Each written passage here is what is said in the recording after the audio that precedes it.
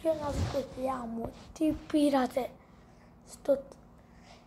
στο τρίμηνο. Για να δω, ο μικρός, ο Κώστας, πήρε 3β και 2α. Πολύ καλός. Ξέχασα τα λεφτά μου. Ωραία, έφερε το πρωτοκόλλο. Να του δώσω τα λεφτά τώρα. Παιδί μου, πήγες πολύ καλά. 50€ δικά σου. 50€. Έγινα πλούσιος, ναι.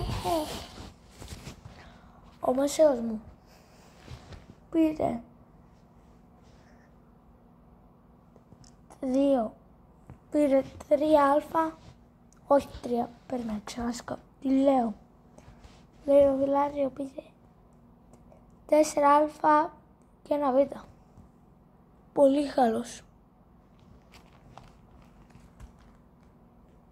Και αυτό 150€ κάτω. Θα τα πάρω, αλλά δεν είμαι χαρούμενος. Έλεος. Στο κόβητα. Και ο μεσαίος μου πήρε και λέω, και ο τελευταίος μου πήρε όλα α. Πέρα από το 5α. Μπράβο του.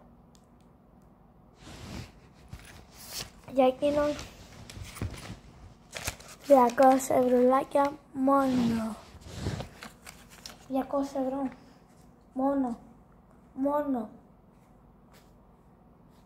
Τίποτα δεν μπορώ να πάρω σε αυτό το φάρμα. Αν μας άρεσε το βίντεο, κάντε εγγραφή. Μόνο 200. Κάντε εγγραφή.